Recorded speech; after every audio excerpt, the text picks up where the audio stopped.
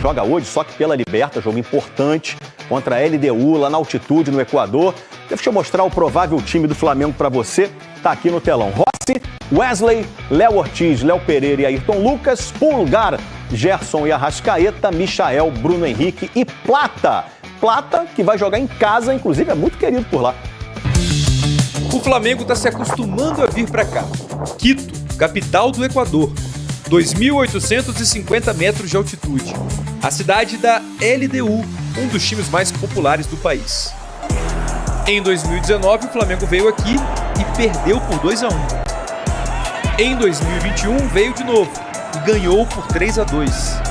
2 partidas pela fase de grupos da Libertadores. Agora, em 2025, no mesmo estádio da competição e contra o mesmo adversário, o Flamengo se prepara para jogar no estádio Rodrigo Paz Delgado com uma arma nada secreta. Esse torcedor da LDU disse que o chama de Platita, mas pode ser Gonzalito ou Gonzalo. Gonzalo Plata, equatoriano, 24 anos, atacante do Flamengo. Um cara que chegou ao clube em setembro e encantou o treinador. O Plata é um jogador muito completo. É um tipo de jogador que apaixona o torcedor porque ele corre o jogo todo, ele luta, ele tem muita qualidade, ele joga muito bem pressionado. Nos últimos 6 meses, Gonzalo Plata jogou no estádio da LDU 2 vezes, 2 jogos pela seleção do Equador. O atacante é titular do time que hoje está em 2º lugar nas eliminatórias sul-americanas. Plata voltou a ser convocado depois que começou a vestir a camisa do Flamengo. A melhor escolha que eu pude. Essa foi a melhor escolha que eu pude fazer na minha vida. Tinha muito tempo que eu não voltava à seleção do meu país e tinha certeza que se eu viesse para o Flamengo, ia voltar à seleção, ia fazer coisas mais importantes, ia conseguir alcançar o ritmo e ser o jogador que as pessoas esperam. Esse torcedor da LDU diz que Plata está melhorando muito, subiu demais de rendimento. Está no auge. E que por isso torce para que ele não faça gols na LDU e que sofra com a altitude. O Flamengo tem um aproveitamento bem baixo disputando a Libertadores na altitude desde 2019. Só 29%. Quando joga fora de casa, no nível do mar, esse número passa de 62%. Só que dessa vez, nos quase 3.000 metros de Quito, o Flamengo tem alguém acostumado com tudo isso. Esse torcedor do Deportivo Quito, rival da LDU, diz que os jogadores equatorianos que moram fora do país têm memória de altitude, ou seja, não se afetam com isso.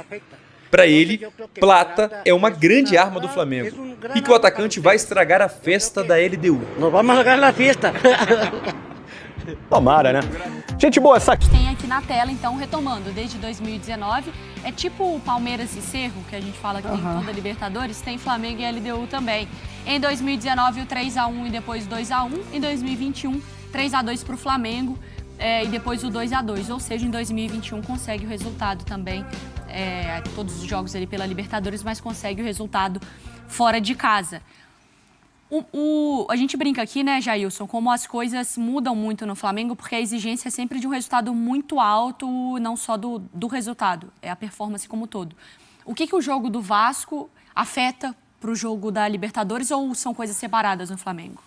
Não são coisas separadas, tanto que depois lá que poupou alguns jogadores contra o Central Córdoba, a torcida já veio em cima, justamente cobrando essa questão de preferência por competição, de que a gente vai jogar com os titulares aqui, vai jogar... Não tem como. Tanto que o Boto já falou, não, a gente não tem essa de preferência não, a gente vai tentar brigar em todas as frentes.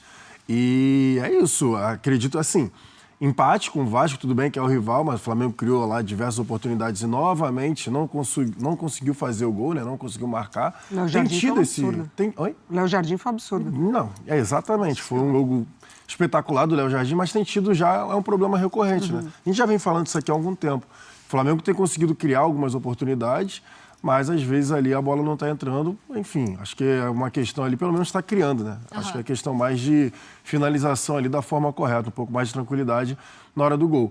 Mas a pergunta, respondendo, eu acho que, assim, tendo em vista o que o Flamengo perdeu o jogo para o Central Córdoba na Libertadores dentro de casa, eu acho que é esse jogo que tem que estar na memória. É mais sobre ele do que sobre o jogo contra o É Vasco. mais sobre ele do que o jogo contra o Vasco, sim. Porque tá bom, empatou, tudo bem. Obviamente não era o resultado que a torcida queria, mas empatou o clássico, ok, foi. Mas a derrota para o Central Córdoba em casa, eu acho que tem que pesar no jogo de hoje. E tem que pesar no sentido, a gente tem que, no mínimo empatar. Já nem sei se o empate é um bom negócio, tendo em vista que você perdeu dentro de casa. Então, realmente, o Flamengo tem que ir no jogo de hoje, já pensando em classificação, pensando na vitória. Por isso que eu te perguntei, Mari, ali na nossa primeira conversa, sobre o comportamento do Flamengo. Porque você lembrou muito bem do Bahia, de como foi para um jogo mais ousado. O que a gente pode esperar de estratégia do Felipe Luiz? O Flamengo não precisa, por necessitar do resultado, também de ter um comportamento diferente? Talvez essa passividade pode ser negativa até para a paciência do torcedor? É um jogo inteligente, né? Aham. Um jogo inteligente. Quando eu relembrei, inclusive, a postura do Flamengo contra o Bolívar na temporada passada, que já era mata-mata, e o Flamengo faz um jogo muito ruim no Maracanã, né? Vence por 2-0, aquele gol quase que no fim do Léo Pereira, mas foi um jogo muito ruim, ainda com o Tite, e lá, mesmo perdendo por 1-0 do Bolívar, fez um jogo interessante. O Rossi foi muito bem, inclusive, naquela partida. Eu acho que é um jogo inteligente, tem que ter inteligência. Eu acho que vale a gente falar aqui, que a gente sempre tenta trazer aqui no Sport Center, principalmente quando é pré-jogo, a LDU, estava falando ali na primeira hora, ataca muito por fora.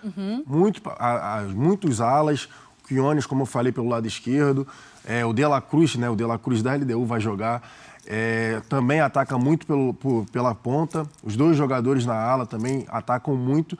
Então, hoje, provavelmente, é um jogo que a gente vai ver o Wesley um pouco mais preso. O Wesley vai precisar defender mais do que atacar. Tá. É isso que eu estou querendo dizer.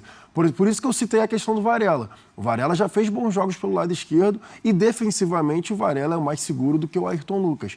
Só que tem uma situação que eu acho que vale a pena a gente dizer, que, por exemplo, hoje o De La Cruz não joga, porque tem as questões lá com a altitude. O do Flamengo. O do Flamengo, né?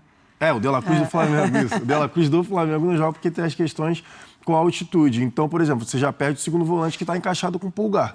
O Gerson provavelmente vai sair da meia direita, que é o que ele vem fazendo, para jogar ao lado do Pulgar. O que muda no Flamengo isso? É exatamente esse ponto para mim, porque o Flamengo, quando ele joga com o quarteto ali, o titular, Pulgar, De La Cruz, Gerson e o Arrascaeta, tende a dominar o meio-campo. Com isso, tende a ter um pouco mais de posse de bola. E a Mari estava dizendo em questão de jogo inteligente, ainda mais na altitude contra, é importante você ter a bola, que você vai se defender com a bola e você vai impedir que seu adversário consiga dar aquela velocidade, aquela dinâmica, que é o que eles querem fazer. Justamente por conta dessa questão do adversário não estar acostumado com a altitude. Então, acho que essa vai ser a diferença. O Flamengo, se entrar novamente, por exemplo, num 4-2-4, que foi feito quando estava sem o Arrascaeta, sem os outros jogadores, sem o Gerson também, sem o Arrascaeta e o Gerson. Que aí estava o De La Cruz e o Pulgar fazendo o meio, os jogadores mais de ataque fazendo as alas. É isso, galera. Se gostou, não esquece de deixar o like, ativar o sininho e se inscrever no canal para receber mais vídeos como esse. Valeu, abraço, fui!